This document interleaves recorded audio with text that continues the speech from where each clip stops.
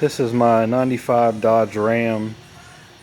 Just doing a couple of videos here. Some of them might overlap some information. Just putting some stuff here on YouTube that people might be interested in looking at or looking up. Going over my wiring that I did on this to clean some things up in the engine bay. As you can see here, the battery that used to be over in this area, I took and moved it over here. Being this a little bit earlier model truck, it doesn't have the ABS stuff there in the way, so you won't be able to do this to a later model truck that has all the ABS module and everything right there. But I moved the battery over. I actually took the battery tray and was able to use that and just cut the sides off of it and put it in there. There's two bolts underneath of the battery that hold it, and then there's one screw over there on the side going back to the body. And I took some all-thread rod and made new mounts for it because all the stock ones were all rusted and broken off when I got it. And you can see I just took the main red cable and run it over to this battery, and then the ground cable, both the ground cables go down there and connect to each other right to the motor. And that's how I did that. That all turned out pretty good because I'm eventually going to have compound turbos I plan on, so that's one to get rid of the battery over there and make as much room as I could. And the engine harness that usually runs from over at the firewall and runs along top of the firewall here over to the computer and then over top of your motor and over to your alternator. I wanted to clean that up and get rid of some of that, so where the plugs are usually up here on the firewall, I unplugged them and ran them behind the brake booster here and plugged them back in, so all the wiring harness is run underneath of the cowl, so when you stand back you can't see it. Now if you get down you can see it, of course, but it still looks a lot cleaner.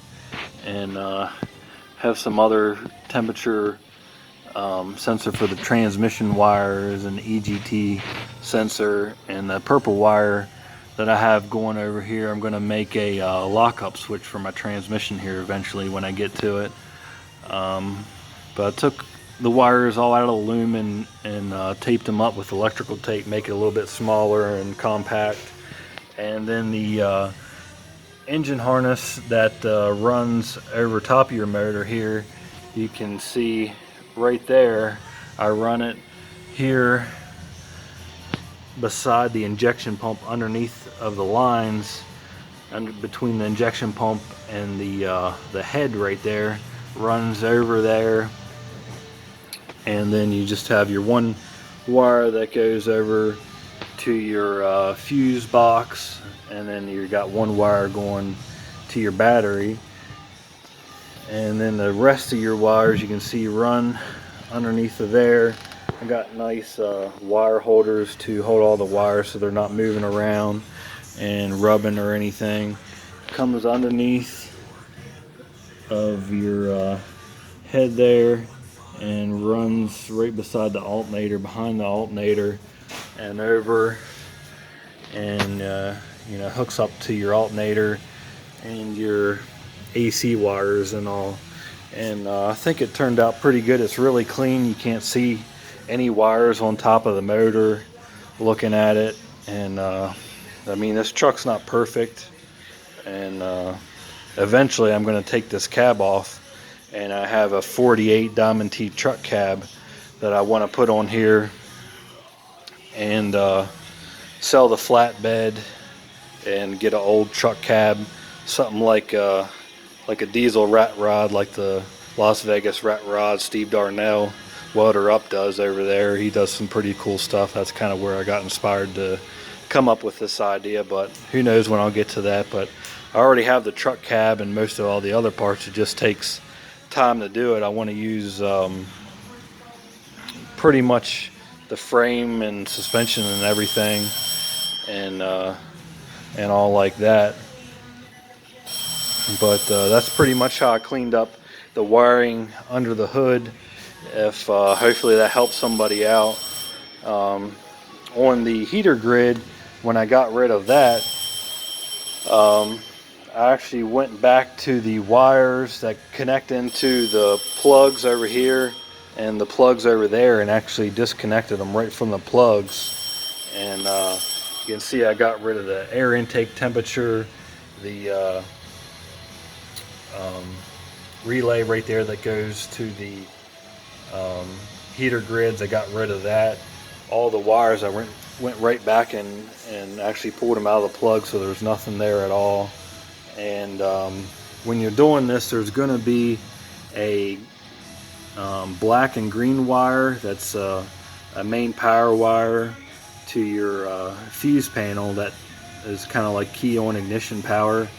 And then there's going to be a black and brown wire. It's going to be a ground wire, and you're going to have that wire is going to go back into a couple wires of the same color is going to go back into one spot and connect from the factory. And I just took and snipped them off right where they connected at right there, and taped it all up, and everything worked out great. Like I said before, I thought I really screwed it up when I went to start this motor up for the first time. It started up fine for about 5 times, and then after that it kept blowing number 9 engine fuse, and ended up being a wire got pinched inside of my brand new transmission that they had built, and that's what was grounding out, blowing the fuse. So if you're thinking about getting rid of your heater grids and all the wires and sensors and everything associated with that, there's no ill effects of anything, you know, being messed up. Don't be scared. It takes a little bit of time to go through and do it, and it is kind of scary cutting wires that you don't know if it's going to screw something up or not. But it's not going to, as long as you're just messing with the heater grid. You cut those wires out, everything's going to work like it should. Or you can just disconnect them, but I wanted to go for a little bit cleaner look and actually get rid of everything and clean the wires up. So it all worked out great, and it's running good so far. I only got about 100 miles on the truck since I rebuilt everything, so only time will tell how everything will work. Hopefully the motor stays together for a while, and I can put compound turbos on it here before too long, and really have some fun. But I need to put a locker in the rear end so I can do a burnout and spin both tires and not just one. So hopefully this little bit of telling you how I wired my truck up and got rid of heater grid and everything helps somebody out if they're interested in doing it.